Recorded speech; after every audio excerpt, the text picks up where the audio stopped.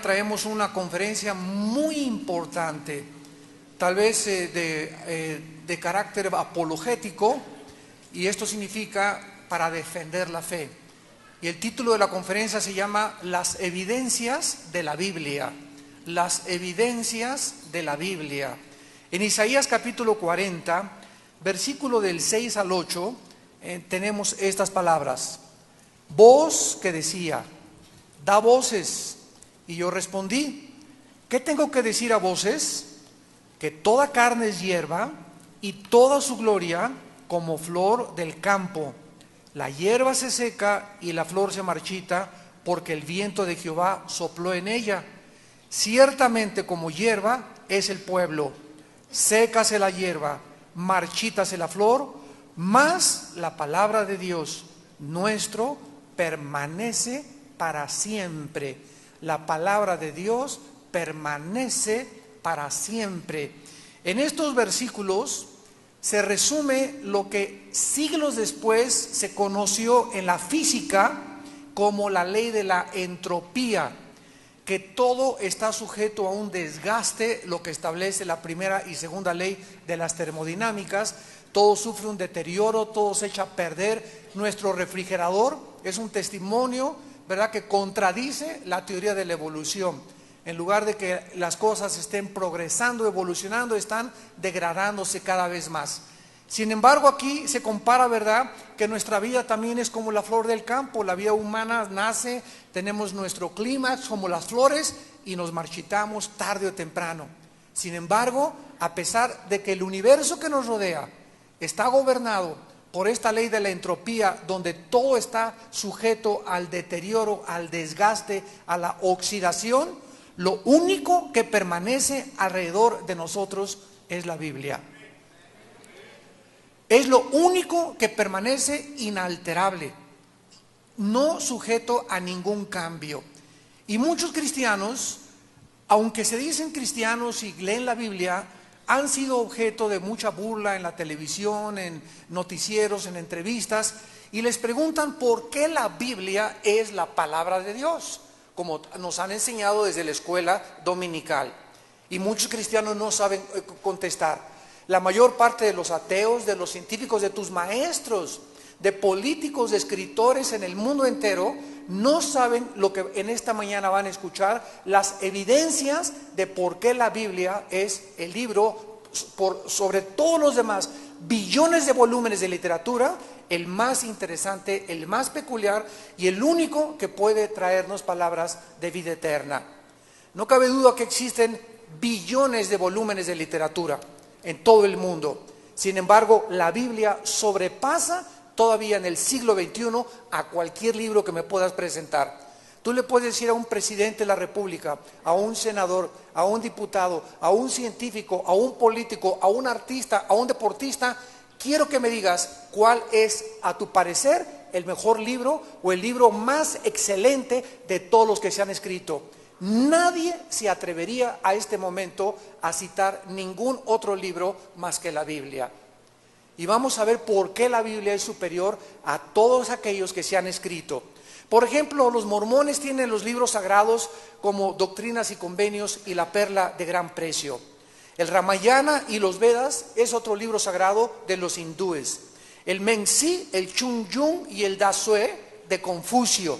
El Tripitaka, el Lotus Sutra y el Kanjur los escribió Buda.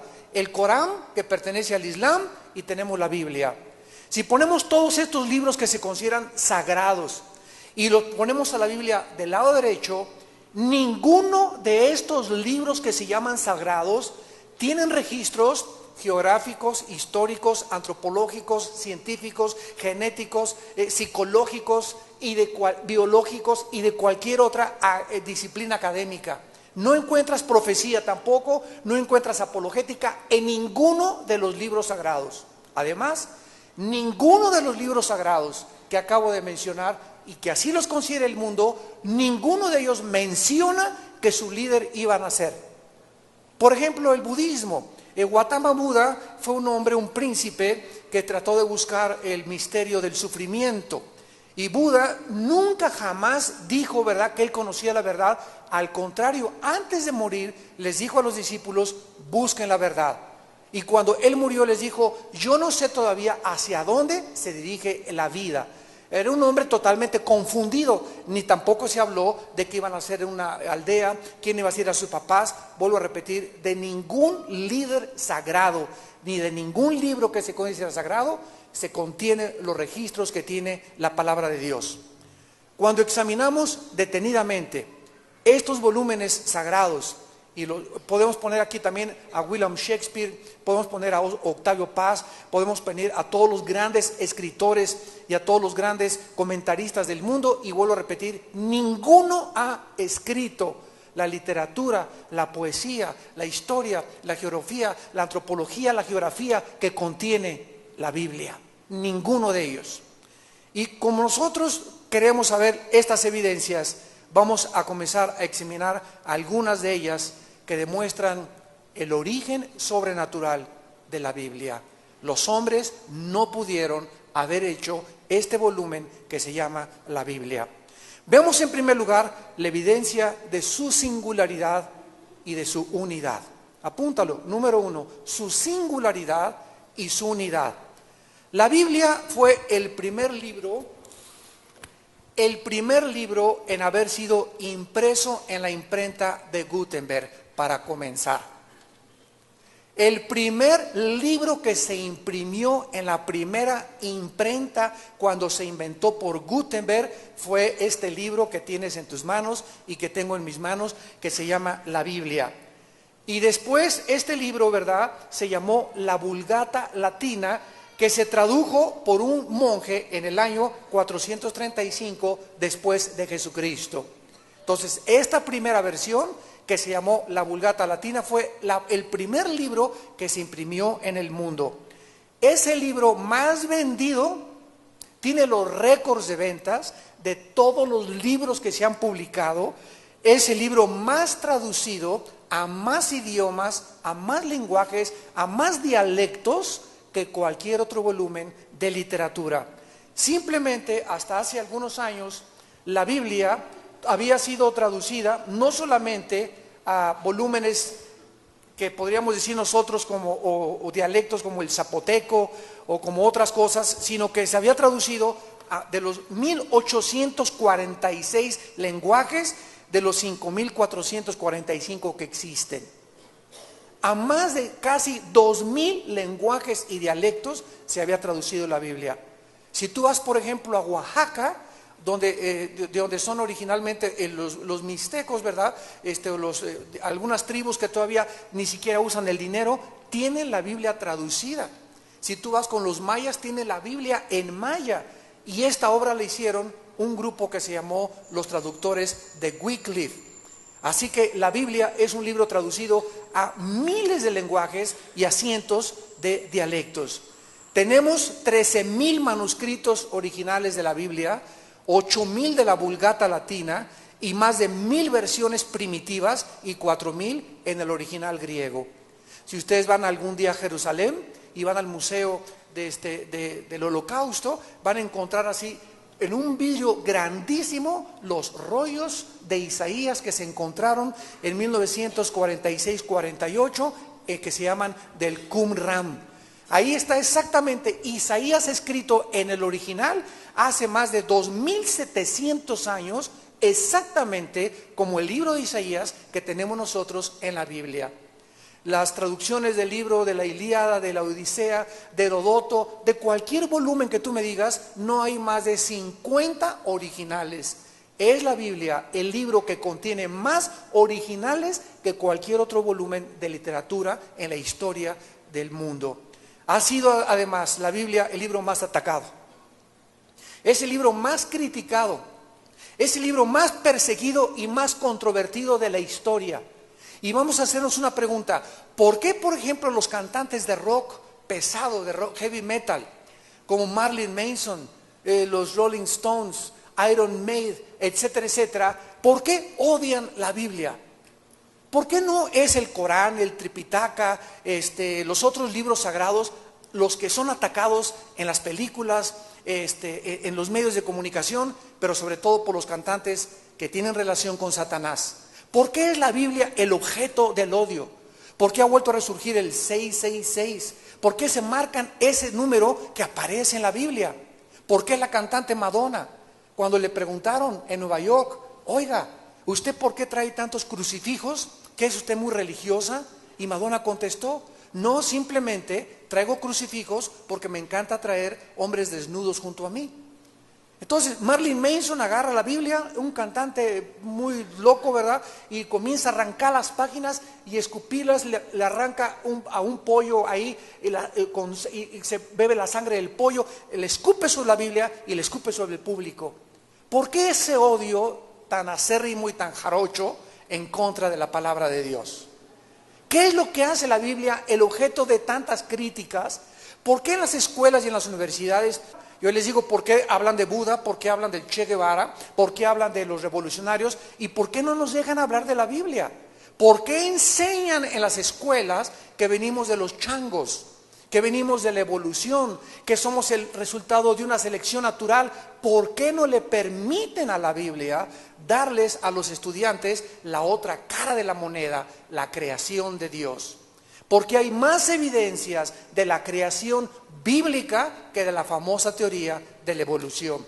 Y estoy hablando que tenemos evidencias, las van a oír, científicas de la creación de Dios a de que venimos nosotros de un par de changos.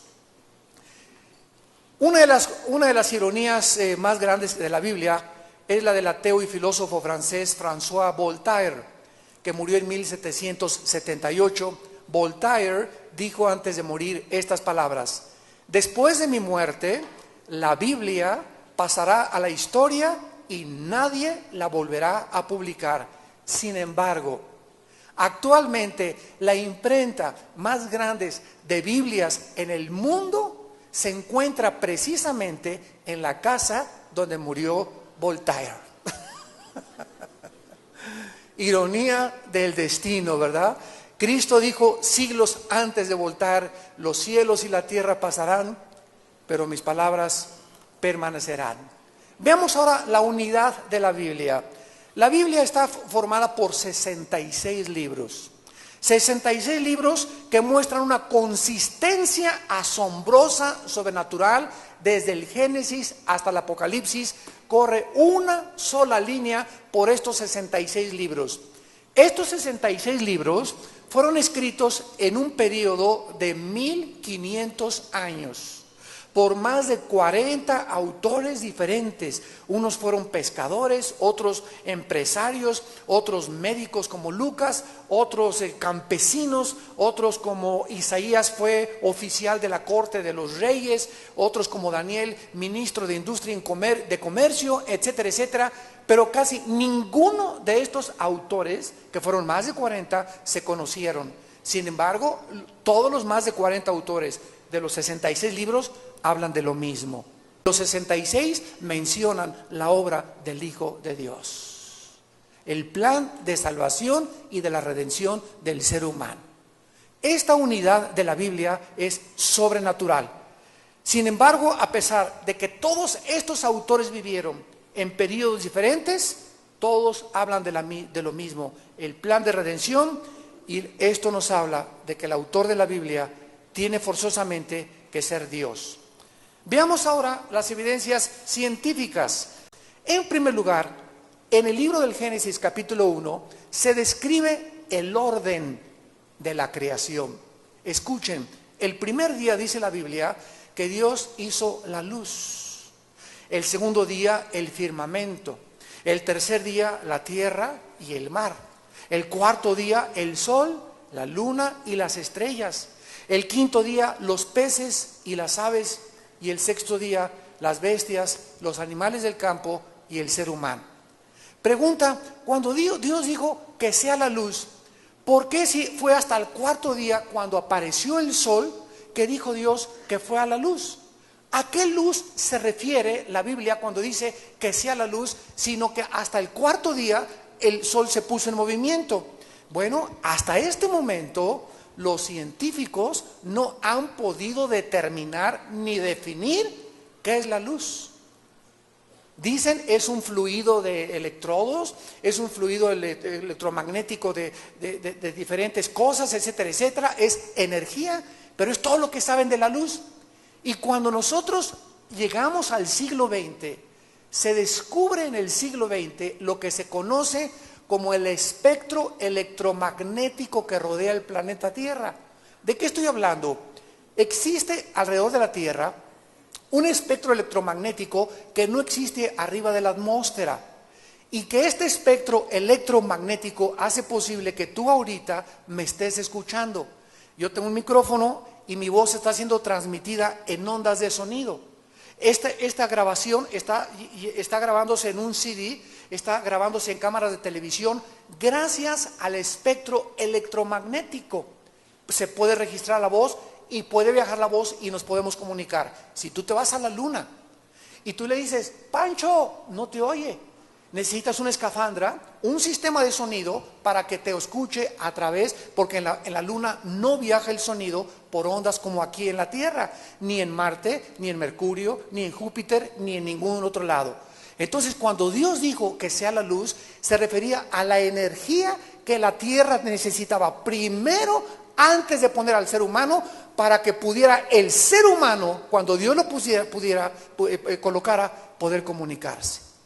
Y la comunicación es uno de los misterios más grandes que existen en la Biblia, porque de acuerdo a la Biblia, cuando Dios habla, hay creación, porque el poder de la lengua se encuentra en la vida y la muerte.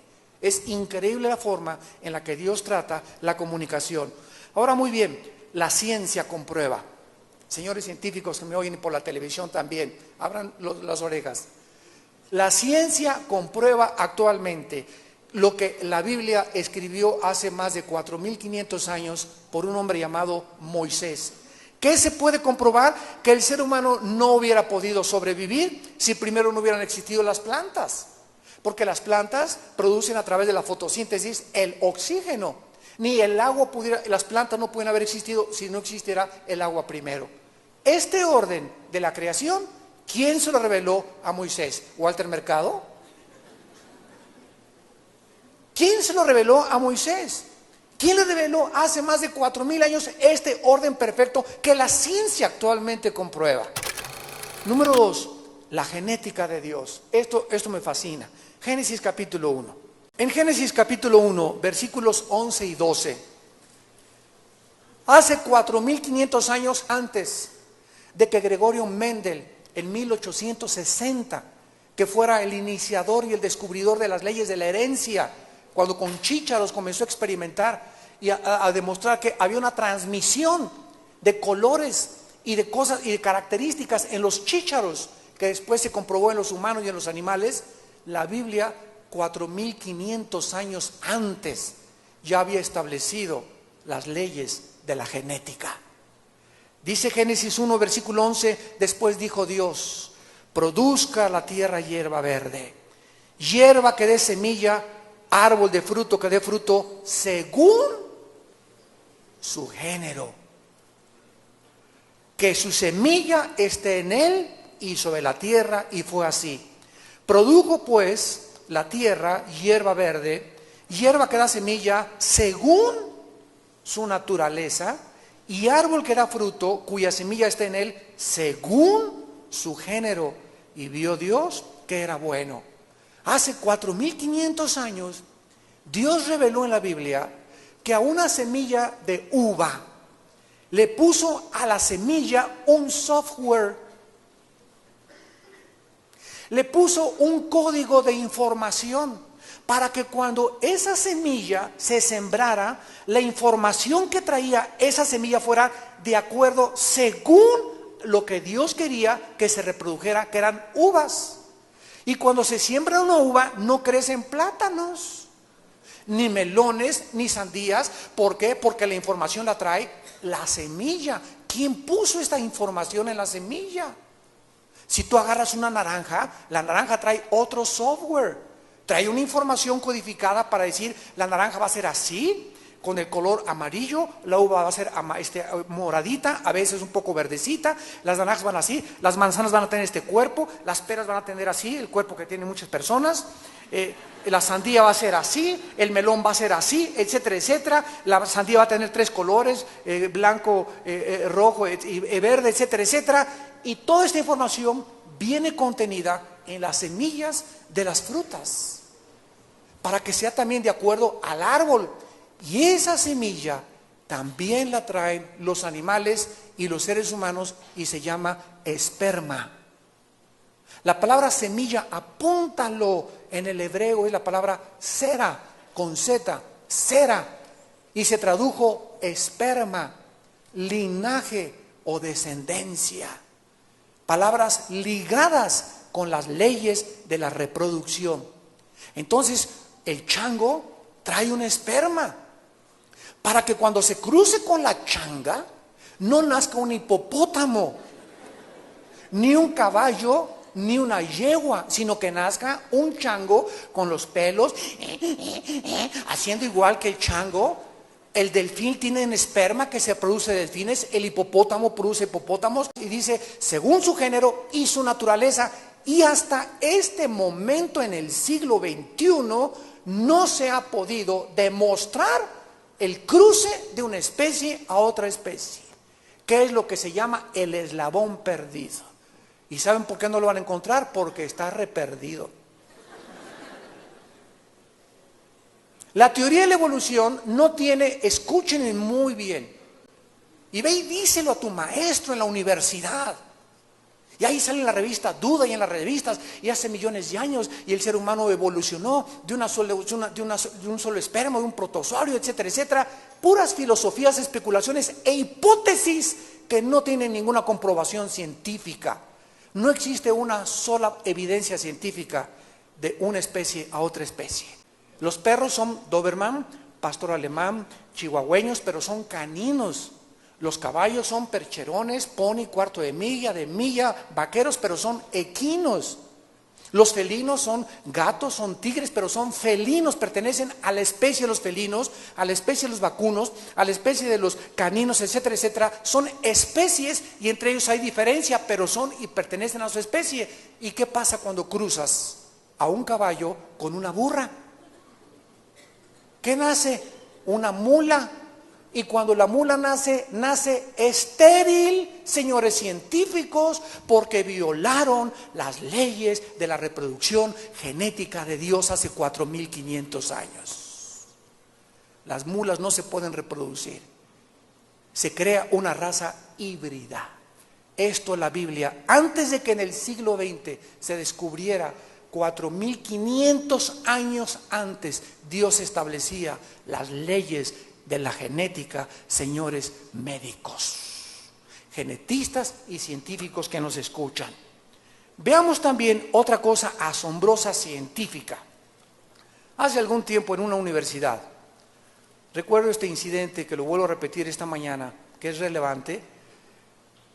El director de la universidad, aquí cerca en Satélite, fue esta universidad, 1988-89 más o menos. Pues quiero que haga una conferencia sobre la Biblia, etcétera, etcétera. Y cuando llegué, pues trató, al presentarme, no fue nada ético, ¿verdad? Porque comenzó a burlarse de mí. Aquí viene esta persona, ¿verdad? Es que muchos estudiantes lo presionaron para que me invitara a dar esa conferencia en la universidad. Entonces él quería desprestigiarme. Pues aquí les voy a presentar al señor Alducin, etcétera, etcétera. Y agarra el micrófono y me dice, ¿y usted a propósito, señor Alducin, es de los que creen que venimos de una serpiente que le habló a una pareja y que venimos de Adán y Eva? Y yo le contesté y le dije, fíjese que sí. ¿Y usted cree que nosotros, de los que creen que venimos de Chita? Y me dice, ¿a qué se refiere? Le dije, ¿usted es de los que creen que un chango, por un accidente, se formaron dentro de él órganos reproductores masculinos? Por otro accidente, se formó una changa con órganos reproductores femeninos. Y por un tercer accidente nació un changuito. Entonces somos 2 accidentes en medio de un accidente. Le dije, ¿cuántos accidentes? Y le dije, ahora yo le voy a demostrar científicamente que provenimos de una pareja humana. Acompáñenme a Génesis capítulo 2. Ahora vamos a demostrarles científicamente que hay más evidencias en la Biblia de la creación humana que de la famosa teoría, que es la única que esgrimen y que defienden los científicos modernos. Dice en Génesis capítulo 2, versículo 21, Jehová hizo caer sueño profundo sobre Adán.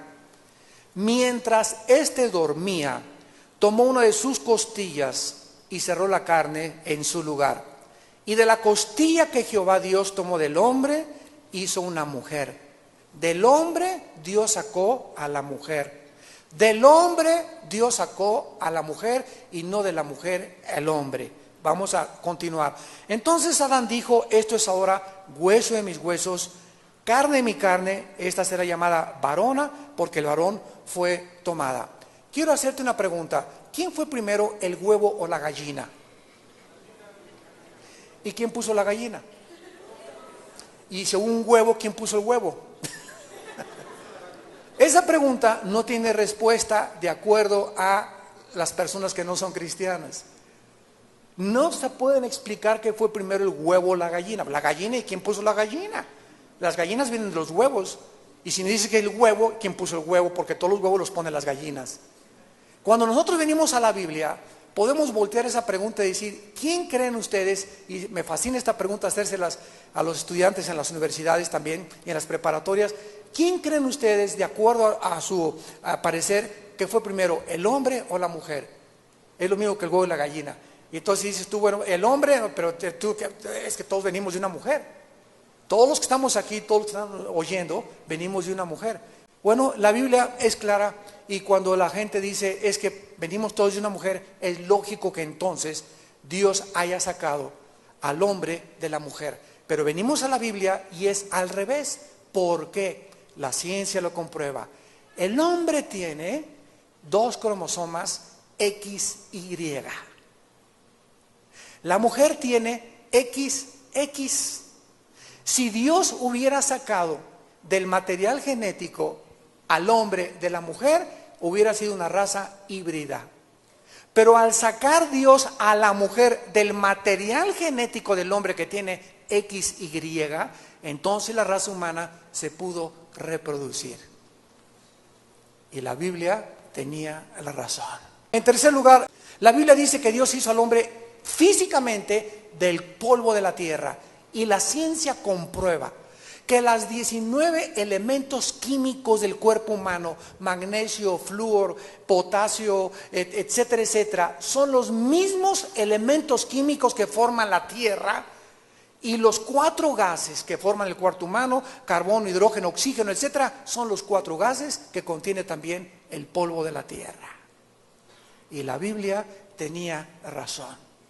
Veamos ahora en tercer lugar el testimonio del diluvio universal. La Biblia escribe en el capítulo 7 y 8 del Génesis que el mundo fue sepultado totalmente bajo un diluvio, bajo un cataclismo universal que sepultó los montes Everest, el Nevado de Toluca, el Popocatépetl, el Iztaccíhuatl, etcétera, etcétera. Las montañas más altas del mundo fueron cubiertas por el agua. Y la arqueología moderna comprueba que en el monte Everest, en el Popocatépetl y en las montañas más altas del mundo han encontrado sedimentos coralíferos, comprobando que esas montañas alguna época en el pasado estuvieron sepultadas por el agua del mar. Además, no solamente la arqueología, sino que todas las antiguas civilizaciones, señores historiadores, sumerios, egipcios, babilonios, medos persas, griegos, romanos, todas las civilizaciones registran en sus más antiguos escritos un cataclismo antiguo llamado el diluvio, para demostrar que la Biblia no escribe historias ficticias, sino que lo que la Biblia describe es Sodoma y Gomorra, las ciudades, los reyes, los lugares, la geografía es absolutamente cierta. Si tú llegas a cualquier libro sagrado, no te da registros geográficos ni históricos. La Biblia dice, en el año del rey número tal, en el fulano tal, siendo gobernador de Judea, Poncio Pilatos, etcétera, etcétera, vino un censo y se compró con la historia que exactamente en ese año fue el censo cuando Cristo iba a nacer. Todo está comprobado a la luz de la historia, y que la tumba ya descubrieron de David, y la tumba de Abraham ya la descubrieron, y que descubrieron piedras. Toda la arqueología continuamente, mientras más desentierran cosas del mundo, más descubren que la geografía y la historia y las evidencias de la Biblia son demostrables científicamente. En cuarto lugar, la redondez de la tierra fue descubierta por Galileo Galilei 1620. Aproximadamente 2380 años antes de Galileo, en Isaías capítulo 40, versículo 22, la Biblia ya afirmaba que la tierra era redonda. Isaías 40, 22, 2380 años antes de Galileo Galilei. Dice Isaías 40, 22, Él está sentado sobre el círculo de la tierra, cuyos moradores son como langostas. Antes de que se descubriera que la tierra no estaba sostenida por nada. Yo todavía me acuerdo de los libros que ponían una tortuga y la tierra arriba de la tortuga, o Charles Atlas cargando ahí la tierra. ¿Se acuerdan de esos libros? Porque los científicos no podían explicarse que no había nada que la sostuviera. Ya antes, 4000 años antes de que se descubriera que la tierra no era sostenida por nada, Job capítulo 26, versículo 7, que es el libro más antiguo de la Biblia, describe que la tierra cuelga sobre nada. Antes de que se descubriera que el viento tiene peso, por el italiano Torricelli, en el año 1644, cuando inventó el barómetro para medir el peso del aire, ya la Biblia en Job capítulo 28, versículo 25, afirmaba 4000 años antes de que Torricelli que el viento tenía peso. Antes de que los astrónomos descubrieran que las estrellas no se pueden contar y que son innumerables, en el Génesis capítulo 15, versículo 5, la Biblia afirmaba más de 3500 años antes de que las estrellas no se podían contar. Y así podía ayudarles a ustedes más evidencias científicas. Ahora vamos a las evidencias médicas. No sé cuántos médicos hay por acá, ¿verdad? Pero esto es muy importante para todos ustedes, porque son evidencias maravillosas de la Biblia también. Evidencias de su unidad, de su singularidad, científicas. Ahora vamos con las evidencias médicas. La Enciclopedia Británica documenta que en 1845 un médico joven vienés llamado Ignaz Semmelweis estaba aterrorizado, este médico, por la grande cantidad de mujeres muertas que daban a luz en los hospitales. Más del 50%, casi el 65-70% de las mujeres en el quirófano que iban a dar luz se morían. Entonces el doctor Semmelweis observó que los médicos que observaban a las pacientes que morían iban inmediatamente después sin lavarse las manos. Sin lavarse las manos, a examinar a las pacientes que estaban a punto de dar a luz. Esta era una práctica normal porque en 1845 no se había descubierto la presencia de las enfermedades microscópicas ni bacteriológicas, eran totalmente desconocidas. El doctor Semmelweis era cristiano y en el libro, ahorita les voy a decir en dónde está en la Biblia, comenzó a darse cuenta que en la Biblia ya Dios había dado instrucciones de cuestiones sanitarias a su pueblo de Israel, de que nunca se lavaran las manos en agua estancada, sino que siempre se lavaran las manos en agua que corría, en agua corriente. porque ya Dios sabía, ¿verdad?, la presencia de las bacterias que se amontonan en el agua estancada.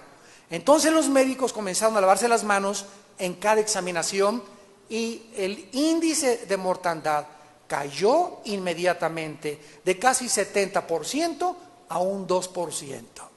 Dice en Levítico capítulo 15, versículo 13, cuando se hubiere limpiado de su flujo, el que tiene flujo contará 7 días desde su purificación y lavará sus vestidos y lavará su cuerpo en aguas corrientes. Y la Biblia ya quería que nosotros fuésemos protegidos porque Dios le dio a su pueblo leyes espirituales, leyes físicas y leyes también para que cuidaran su salud. A Dios le interesa lo más que te imaginas, tu salud y mi salud. Veamos también la increíble relación o la increíble correlación entre la mente y el cuerpo que hace 3000 años Salomón escribió. Hace pocos años se descubrió en el siglo XX, 3000 años antes de que se descubrieran las enfermedades psicosomáticas. Psico, mente, soma, cuerpo. Enfermedades psicosomáticas significa enfermedades que tú te produces por tu estado mental. Una persona amargada, se calcula que el 70% de las personas que padecen artritis son personas amargadas. Está comprobado científicamente que una persona muinosa, corajuda que se enoja continuamente tiene problemas cardiovasculares tarde o temprano, problemas gastrointestinales, porque la condición de tu mente afecta a tu cuerpo. Jesús viene al mundo y nos dice: yo quiero que tengan ustedes salud, mi paz les dejo, mi paz les doy. La paz es el estado más saludable en que una mente se puede encontrar para mantener el cuerpo que depende de la mente sano también. ¿Qué tenemos que hacer? Híncate. Al llegar a tu casa en la noche, híncate, métete al baño, enciérrate, descarga tu corazón. Señor, perdóname porque se la rayé a una persona hoy en el periférico. Sí, así, Señor, se me salió, me comporté como un tonto, parecía yo un vikingo y no un cristiano, etcétera, etcétera. Señor, lávame con tu sangre preciosa, quiero tu paz, quiero llegar a abrazar a mis hijos, o en el camino en tu carro veo orando, pídele, pero traten de mantener la paz de Dios. Lo vamos a ver después, pero la paz de Dios es una de las medicinas más grandes, por lo cual dice Cristo: por nada estén afanados. Por nada estén afanados. Es una orden. ¿Por qué? Porque Él sabe lo que el estrés produce en nuestra salud. Veamos en Proverbios capítulo 14. Los consejos que hace 3000 años, apunta, hace 3000 años escribió Proverbios. Hace 3000 años, por el rey Salomón. Veamos qué consejos ya había en la Biblia relacionados con la importancia de las enfermedades psicosomáticas. Dice Proverbios capítulo 14, versículo 30, el corazón apacible, el corazón tranquilo, el corazón sano o curado, es la palabra marpe en el hebreo, que se tradujo apacible. Las emociones, los sentimientos, la voluntad del intelecto calmado, tranquilo, curado, seguro, es vida al cuerpo. El estado emocional de tranquilidad y de paz es vida a tu carne. Mas la envidia es carcoma de los huesos. Las emociones negativas, como son los celos, la envidia, la avaricia, la ambición, comienza a afectar el sistema óseo. Y sabemos ahora por la ciencia que el sistema óseo es en los huesos donde se produce la sangre. Ahí en los tuétanos, ahí se produce la sangre de tu cuerpo, y la sangre es la vida de la carne. Increíble, Salomón. Proverbios 15, versículo 30. Proverbios 15, versículo 30. La luz de los ojos alegra el corazón y la buena nueva conforta los huesos. Cristo descubrió lo que después descubrieron los psicólogos, después de Freud, que el estado mental de una persona se refleja en la mirada. Proverbios 16, versículo 24. Proverbios 16, 24. Panal de miel son los dichos suaves, suavidad al alma y medicina para los huesos. Increíble que se haya descubierto que la forma como tú hablas puede bendecir o maldecir. Si a un niño tú le dices, eres un bueno para nada, sácate de aquí, nunca vas a hacer nada en la vida. Si una mujer, a ese niño lo marcas por muchos años, lo lastimas psicológicamente, y si una mujer le dice a un varón, eres un impotente, no sirves para nada, ni en la cama sirves. Tú no necesitaste haberle dado un garrotazo ni latigazos. Ese fue un latigazo que va a marcar a tu marido 10 o 15 años. Porque has atacado el ego y la vanidad del hombre, del varón. Tú lo atacas a tu marido por el lado masculino y lo marcas por muchos años. Y si tú le dices a tu mujer, ¿verdad? Eres una buena para nada. Y de la misma forma le revierte lo que ella te está diciendo, ¿verdad? Marcas a tu esposa. Y hay hombres que yo no le pego a mi esposa, pero la forma como la tratan y lo que le dicen, pues mi mamá hacía mejor los huevos con chorizo que tú. Y hay mucho mejores mujeres, que he visto muchas mujeres mucho más bonitas que tú, etcétera, etcétera. Y a la mujer no la adoras, no la halagas, qué linda estás, qué bonito vestido, etcétera, etcétera. A tu mujer la marcas por muchos años. Y muchas no están sujetas por la forma en que el hombre las trata. La Biblia ya relacionaba la actitud mental con la salud física del cuerpo. Y vemos también en Deuteronomio 28, para terminar, Deuteronomio 28, versículos 65 en adelante, hasta principios del siglo XX, un hombre llamado Sigmund Freud, padre de la psicología moderna, comenzó a tratar de descubrir si el estado inconsciente de una persona o traer una persona al estado inconsciente mejoraría su conducta trayéndolo al consciente. Y comenzó a hipnotizar. Nunca dejes que te hipnotice nadie. Nunca permitas que nadie te vaya a hipnotizar. Porque el hipnotismo es poner tu mente en blanco bajo el control y el cerebro de la otra persona. Freud comenzó a hipnotizar a sus pacientes enfermos de neurastenia y a tratar de llevarlos al inconsciente para tratar de sanarlos ahí, y cuando los traía al consciente eran peor. El mismo Freud, su esposa escribe, era un neurótico, gritaba a las 2, 3 de la mañana igual que Hitler, empapado en sudor. Bueno, Freud comenzó a apelar a que el problema humano se encontraba en la psique, para resumir, o sea, en la mente. La Biblia dice que el problema humano es mucho más profundo, es espiritual, no es mental.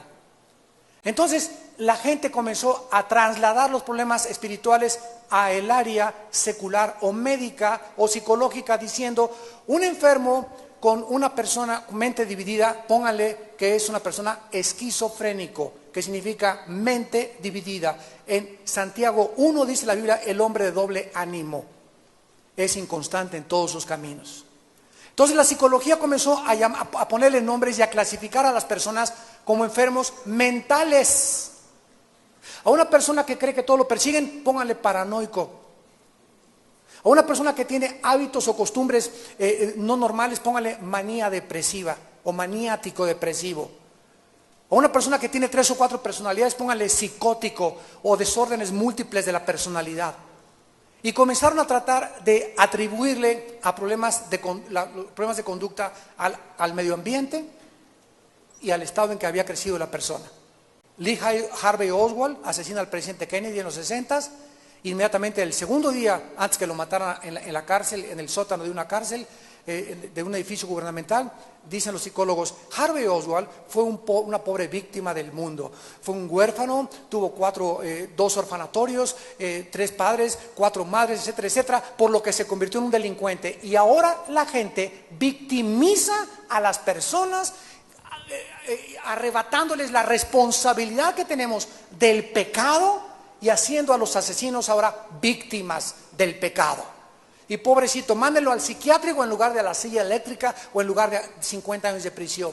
Y comienzan a tratar a la gente que tiene problemas mentales, como le llaman ellos, como víctimas de la sociedad. Sin embargo, la Biblia nos da un cuadro diferente. Y la Biblia nos muestra que, escúchame con mucho cuidado, que cualquier persona que en este momento me esté escuchando, que tenga problemas mentales, que no tenga una conducta normal, que tenga dos personalidades, que sea una cosa en su casa, otra cosa en la iglesia, otra cosa en su trabajo, desorden de múltiples personalidades, es una persona con problemas de pecado. Cualquier pecado no confesado en tu Biblia te lleva poco a poco a desequilibrar tu conducta mental. Porque a la mente la controla el espíritu. Por eso dice, renovar vuestra mente por medio de la transformación del entendimiento. Y lo que transforma nuestro estado mental es la palabra de Dios y las leyes de Dios. Algún problema espiritual se encuentra siempre, porque la condición normal de un cristiano es la paz de Dios gobierne vuestros corazones. Si no somos gobernados por la paz de Dios, tenemos un problema no resuelto con Dios. Y estás siendo deshonesto con Dios y estás escondiendo tu pecado debajo de la alfombra, y ese pecado te va a devorar tarde o temprano. Si confesamos nuestros pecados, Él es fiel y justo para perdonarnos y limpiarnos de toda maldad.